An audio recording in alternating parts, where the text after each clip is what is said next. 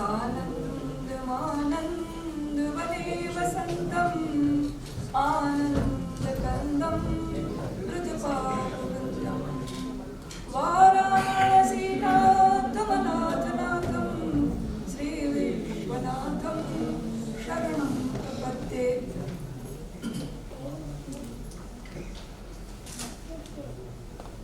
सम्मानित मंचस्थ विद्वज्जन, श्रद्धेय सत्राध्यक्ष, पूर्व वर्तमान माननीय विद्वज्जन शास्त्री जी, डॉक्टर जी, डॉक्टर शुक्ल जी तथा उपस्थित सभी सुधीजन, वैदिक विज्ञान केंद्र में आयोजित द्विदिवसीय राष्ट्रीय संगोष्ठी के मुख्य विषय वैदिक ज्ञान के विविध आयाम के आज पंचम सत्र में मैं आभारी हूँ समन्वयक प्रोफेसर त्रिपाठी जी का, जिन्होंने मुझे भी इस अवसर पर कुछ आपके सम्मुख अपनी बात रखने का अवसर दिया। विविध आयाम में मैं काफी देर से यहाँ पर हूँ और कल नहीं आ सकी थी, इसलिए क्षमा चाहती हूँ। कल भी आई होती तो मेरा ज्ञानवर्धन होता। विविध आयाम में बहुत सारे विषयों को लेकर विद्वज्जनों ने अपनी बातें रखी हैं, जिसमें विज्ञान की दृष्टि से भी वेदों में निहित तत्व ज्ञान को आलोचना और विमर्श का आधार बनाया गया। मैं आज आपके सम्मुख योग की वर्तमान में क्या उपादेयता है, विशेष रूप से पर्यावरण की दृष्टि से इस पर अपनी कुछ बात रखना चाहिए।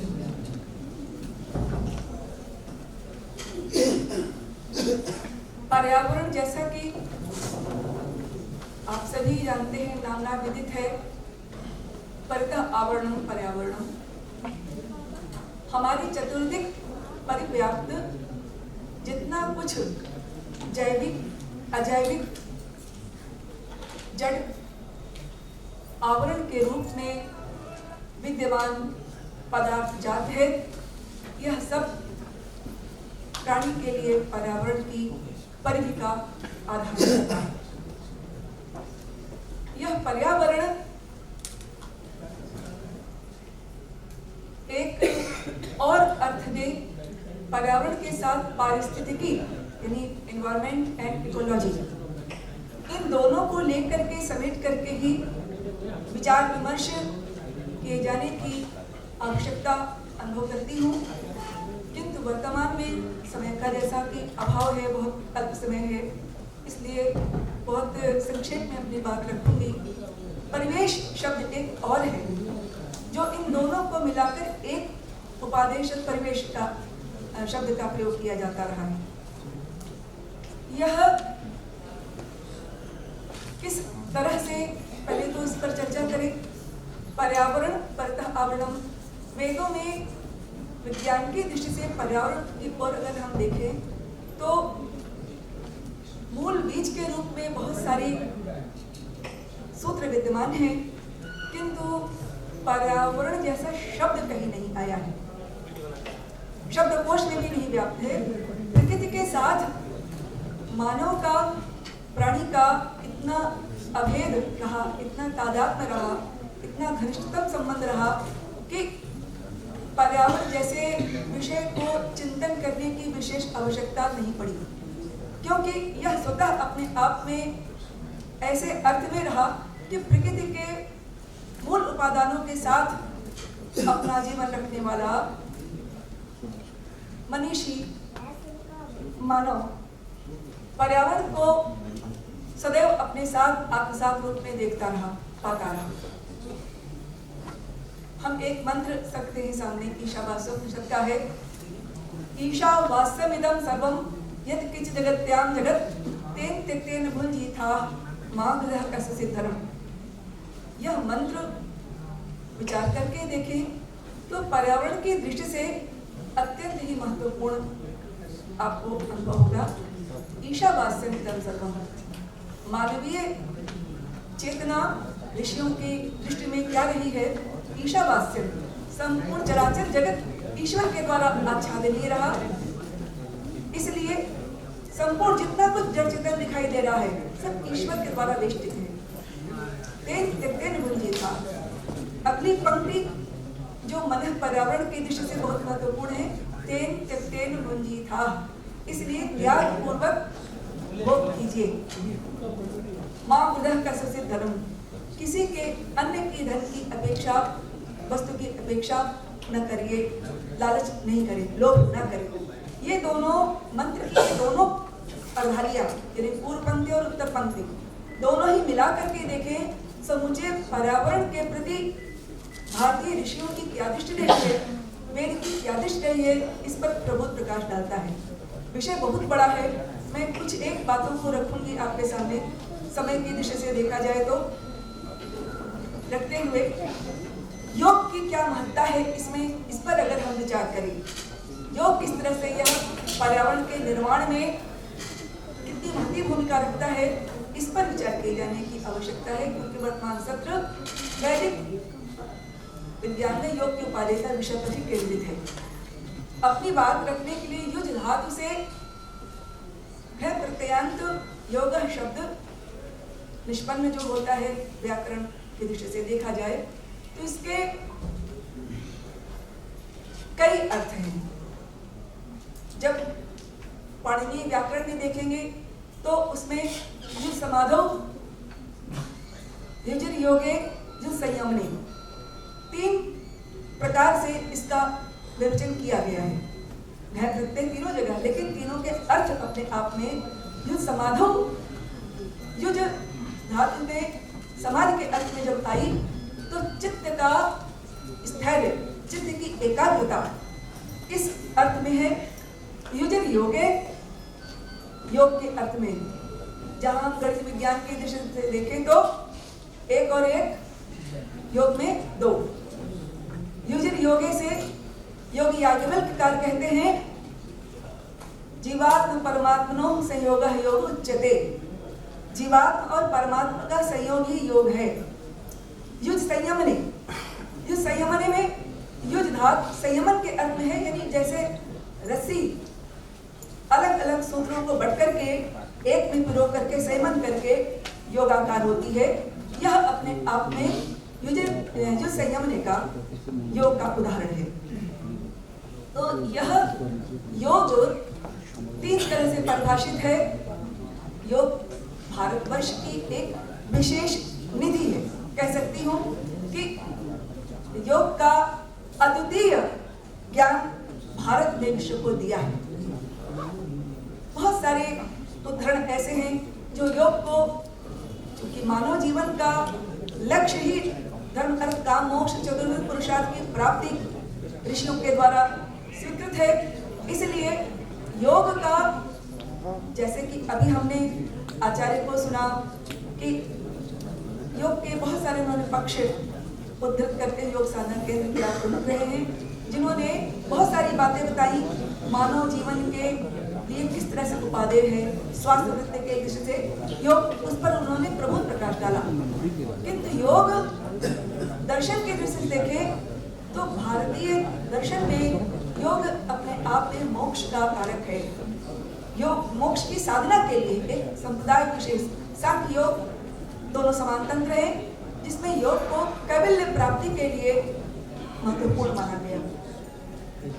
हम यहाँ पर अष्टांग योग के माध्यम से अपनी बात रखते हैं, केवल आपके सम्मुख यम की चर्चा करेंगे। पर्यावरण में कितना उपादेय है यम, समय की दृष्टि को देखते हुए बहुत अल्प में उसको रखना भी अभिष्ट होगा। वास्तविकता यह है कि योग के बहुत सारे, भगवत गीता तो योग के अर्थ में कहती है कि नहीं ज्ञानेन सदृशम पवित्रम हि विद्यते तत् स्वयं योग संसिद्ध कालेन आत्मन विन्दति। ज्ञान के सदृश कोई भी पवित्र वस्तु नहीं, और योग के द्वारा वह संसिद्ध होता है।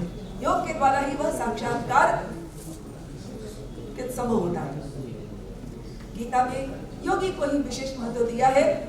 तपस्विभ्यो अधिको योगी ज्ञानिभ्यो भी तन्मतोऽधिकः कर्मभिश्च योगी तस्मात् योगी भव अर्जुन नहीं योगम मृते प्राप्तुं शक्या सा परमागतिः आदि अनेक दृष्टांत हैं जो हमें योग के वैशिष्ट्य को बताने के लिए पर्याप्त रूप से भारतीय वाङ्मय में उपलब्ध है। यहाँ पर हम पातंजल योग की दृष्टि से बात करें तो अभिष्ट है मुझे योगश्चित्तवृत्ति निरोधः ऐसा कहते हुए महर्षि पतंजलि ने योग चित्तवृत्तियों को के निरोध को योग की संज्ञा दी है। चित्तवृत्तियों का निरोध, चित्तवृत्तियां पंचतय्य 5 प्रकार की चित्तवृत्तियां हैं। हम उधर में जाकर के केवल इतना ही यहाँ पर आपको रखेंगे, बात में सामने रखेंगे कि योग समाधि सच चित्त से सार्वभौम धर्म। योग समाधि है, समाधि योग दोनों अलग अलग, हर समाधि योग नहीं हो सकती, योग समाधि है। अतः इसकी पंचभूमियों में भाष्यकार व्यासी ने एकाग्र और निरुद्ध इन दोनों भूमियों को स्वीकार किया है कि एकाग्र भूमि में भी योग संपन्न होता है। यही कारण है कि भाष्यकार ने जब योगश्चित्तवृत्ति निरोधः की बात रखी अपनी व्याख्या में तो वहां कह दिया उन्होंने सर्व शब्दाग्रहणात् संप्रज्ञात योग इत्याख्यायते। सर्व शब्द का अग्रहण इसलिए हुआ है क्योंकि संप्रज्ञात को भी योग की श्रेणी में ले आना है। सम्यक प्रज्ञायते अस्मिनिति संप्रज्ञातः, जिसमें जिस चित्त की जिस विशेष दशा में जिस अवस्था में सम्यक प्रज्ञान हो अर्थात पुरुष तत्व का विवेक हो, कैवल्य का बोध होता हो, भले वह बोध बौद्ध है, बुद्धिवृत्ति के में स्थिति है किंतु होता है वह, और वह स्थिति में उसको योग की संज्ञा दी गई है। योग का प्रयोजन भी स्पष्ट आगे पहले सूत्र में कर दिया, तथा दृष्टु स्वरूपे अवस्थानम, उसमें दृष्टा का स्वरूप में अवस्थान होता है। अपने स्वरूप को वह पहचान लेता है कि मैं कौन हूँ, मैं बुद्धिवृत्ति से अलग हूँ, सुख दुख से असंपृक्त हूँ, इस रूप में अपने आप को वह जान लेता है। तो यह योग का विशेष प्रयोजन है और यही कैवल्य कारक है। अहम मम इस प्रतीत से अपने आप को भिन्न करने वाला है। न मे नाहम इत्यपरिशेषम केवलम पूर्वते ज्ञानम, सांख्यकारिका में आया है। मैं नहीं, यह मेरा नहीं, इससे अपने आप को अलग रखते हुए असंपृक्त ज्ञान कैवल्य है। कैवल्य केवली भाव, केवल अपने आप को एक रूप में जानना, ये केवलता है, ये केवलता है। योग का वास्तविक उद्देश्य तो यही है, इसमें कोई संदेह नहीं। लेकिन इसके मूल में जो साधनभूत तत्व बनते हैं अष्टांग योग, यह अपने आप में उसके पर्यावरण की दृष्टि से अत्यंत महत्वपूर्ण है। ये दोनों तरह के पर्यावरण का निर्माण करते हैं, मानव के लिए, मानवेतर के लिए भी, और यह वैयक्तिक और सामाजिक वैश्विक दोनों स्तर पर पर्यावरण के आधार में इनकी महती भूमिका होती है। अष्टांग योग में के संदर्भ में यम, नियम, आसन, प्राणायाम, प्रत्याहार, धारणा, ध्यान, योग, समाधि 8 अंग हैं। इनमें शुरू के जो 5 अंग हैं, यम, नियम, आसन, प्राणायाम, प्रत्याहार, ये बहिरंग के रूप में है। अंतरंग धारणा, ध्यान, समाधि है। जब एकत्र संयम, उसके लिए सूत्रकार ने बनाया, तीनों को मिला करके एक शब्द बनाया पारिभाषिक, उसको संयम की संज्ञा कहा उन्होंने। यम, नियम, आसन, प्राणायाम, प्रत्याहार, ये जैसा कि विदित है, सभी जानते हैं कि प्राणायाम और आसन इन दोनों के द्वारा वर्तमान में स्वास्थ्य की दृष्टि से कितने प्रभुत प्रयोग, कितने अधिक लोगों को रोग में, मानसिक और शारीरिक पीड़ाओं के उपशमन में इनका प्रयोग किया जा रहा है, ये सभी को विदित है। किंतु इसका योग सूत्रकार का तो पहला ही उन्होंने सोपान बनाया यम।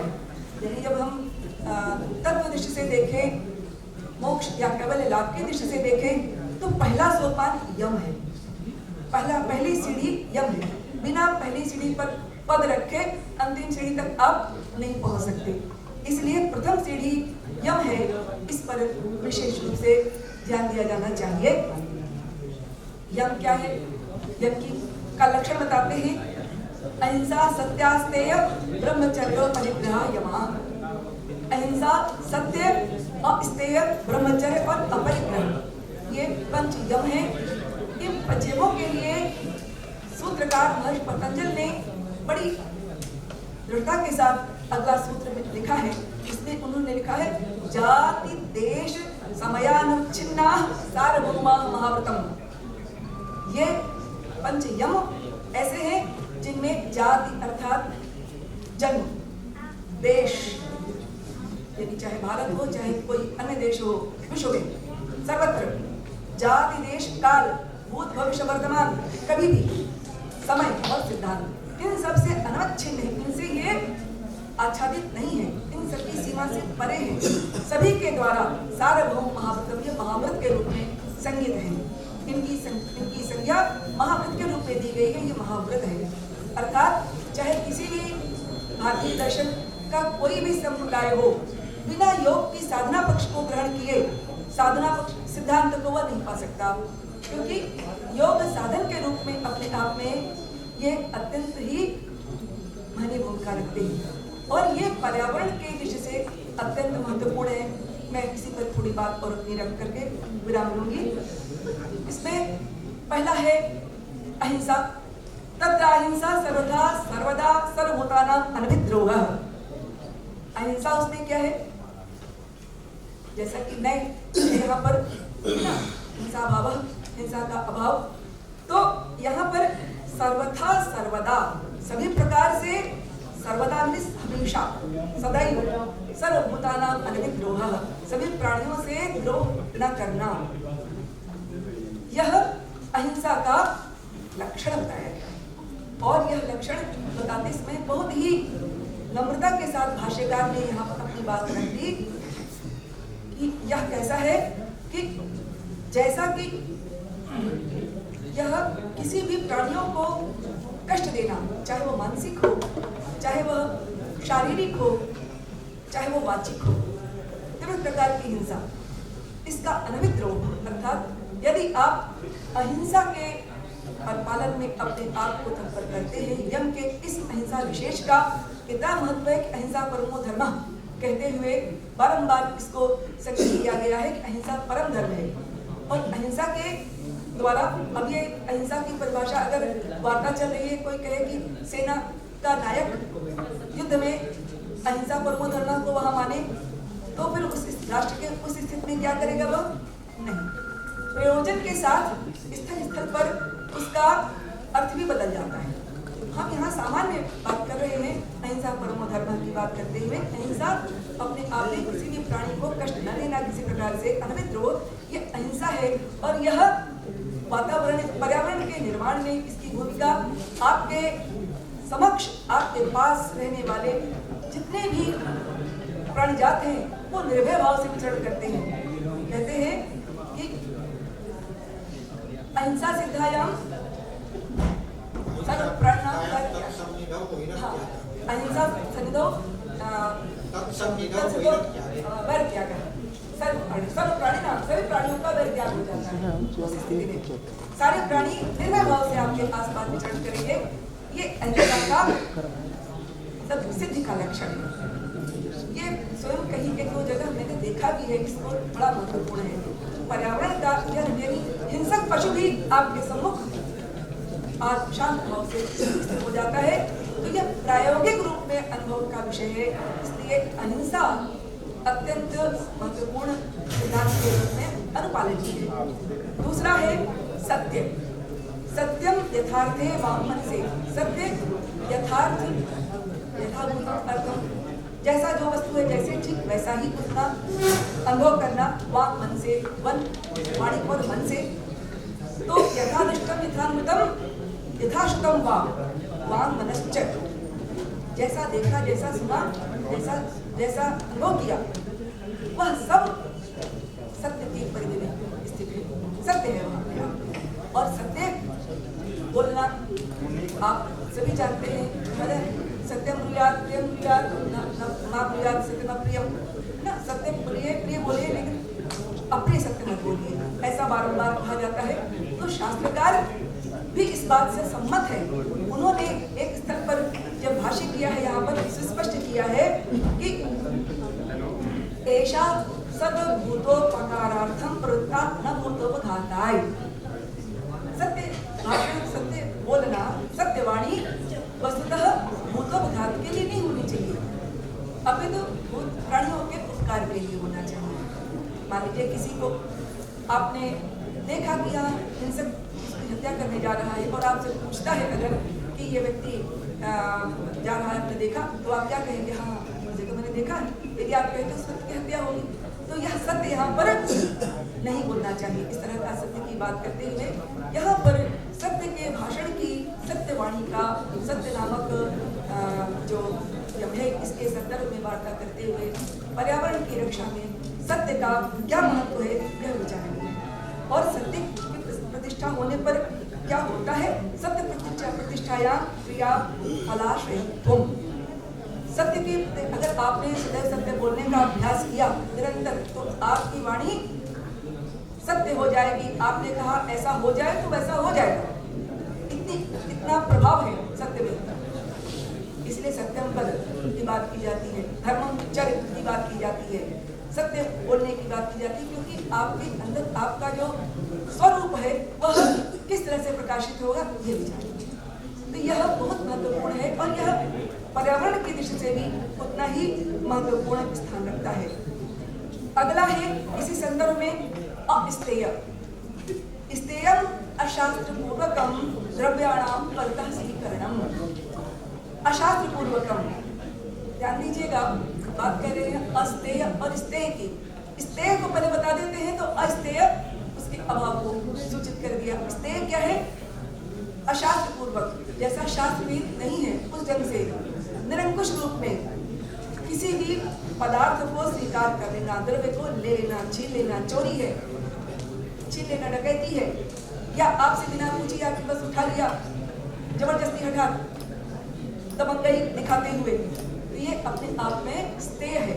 तो इसका निषेध की बात की जा रही है, यह भी वर्जित है। समाज में इसका कितना अधिक दुष्प्रभाव है कि यदि इससे हम अस्तेय नामक यम का परिपालन करें तो पर्यावरण की दृष्टि से बहुत सारी चीजें, भ्रष्टाचार आदि उन्मूलन हो जाएगा, इसमें कोई संदेह नहीं। तभी ऋषियों ने कहा है ना, माँ हृदय का सिद्धरम तेन तेन मुंजी था।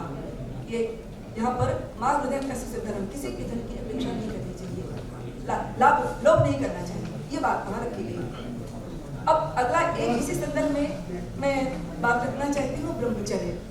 ब्रह्मचर्य के संदर्भ में देखें, गुप्त इंद्रिय से उपस्थित संयम, गुप्त इंद्रिय का, जनन इंद्रिय का संयम, यह अपने आप में ऋषियों ने समाज की दृष्टि से भी और वैयक्तिक साधना की दृष्टि से तो है ही, क्योंकि उस स्थिति में वीर्य लाभ होता है, मतलब आंतरिक शक्ति का विकास होता है। तो इसलिए वहां पर सुस्पष्ट किया है कि ब्रह्मचर्य के द्वारा यदि आप अपने आप को संयम प्राप्त करते, संयम लेते हैं, तो सुनिश्चित रूप से वर्तमान काल में सामाजिक बहुत सारे विकार, विकृतियां, बलात्कार आदि की समस्याओं का जो प्रतिदिन प्रायः आप देखते हैं समाज में, पेपर्स में आता रहता है, इन सबका निदान यदि मनुष्य अपने अंतःकरण को संयत कर ले, सुनिश्चित करे, और अंतःकरण में के मूल में ये तो इंद्रियां हैं, इंद्रियों के मूल में मन है, मन ही कारक है, तो यह संयम की अपेक्षा रखता है। यह अत्यंत आवश्यक है पर्यावरण की दृष्टि से। अगला है, हम रखते हैं विषय, वह है अपरिग्रह। अपरिग्रह संचय न करना, जो पदार्थ है उसके संदर्भ में विषयाणाम आर्जन रक्षण क्षय संग हिंसा दोष दर्शनात् अस्वीकरणम अपरिग्रह। जितने भी पदार्थ हम और आप कभी लेकिन संचित करते हैं, यहाँ रखा है, वहाँ रखा है, और मन उसमें चिंतित होता है, पता नहीं नष्ट हो जाएगा या चले जाए, कहीं कुछ हो जाए, तो मन में चिंता कारक चीजें हैं। तो इसीलिए ऋषियों ने अपने आप को तात्विक दृष्टि से, अपनी सोच को रखा, उनके चिंतन में कोई व्यवधान न हो, इसलिए अपरिग्रह की बात की उन्होंने। अपरिग्रह क्या है? विषयों का अर्जन भी कठिन है, विषयों का रक्षण भी कठिन है और क्षय बहुत जल्दी होता है, संगगत दोष भी आता है। ये हिंसा दोष दर्शनार्थ, इन सब के दर्शन के साथ इसका दोष देखते हुए इसको अस्वीकरण, इसको स्वीकार न करना, यह अपने आप में अपरिग्रह है। यद्यपि यह योग और साधक के लिए उपयोगी है, ये जो बात कही गई है, लेकिन समाज में भी यह एक अर्थ में तो अवश्य है। जब हम ये कहते हैं कि तेन तक तेन बुद्धि था, हमें उतना ही ग्रहण करना चाहिए जितना मेरी जरूरत है, मेरे जीवन की जरूरत है, उससे अधिक आप दूसरों के लिए छोड़ दीजिए। पूरी सृष्टि केवल मानव के लिए नहीं है, मानवेतर प्राणी भी यहाँ पर विद्यमान है और केवल आप अपने लिए जिए, ये तो आपकी स्वार्थपरता की सीमा है। इसलिए तेन त्यक्तेन भुंजीता की बात की जाती है और यह पर्यावरण की दृष्टि से उतना ही महत्वपूर्ण स्थान इसका है कि यह, और इसका प्रभाव क्या है? यह तस्मिन परम गुरु सर्व कर्मार्पणम, ये तो प्रधान है। और इसके बाद कहते हैं समाधि क्या होता है? ततो स्वाध्याय और मन के लिए हम नियम की बात करने लगे, तो नियम के ऊपर नहीं जाएंगे हम, यहाँ पर केवल नहीं रखेंगे। अपरिग्रह की सिद्धि होने पर क्या प्राप्त होता है? अपरिग्रह स्थले जन्म कथन था संबोधा।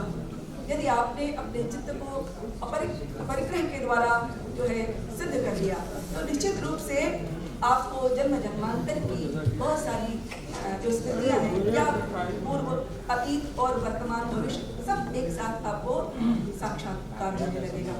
तो इस प्रकार से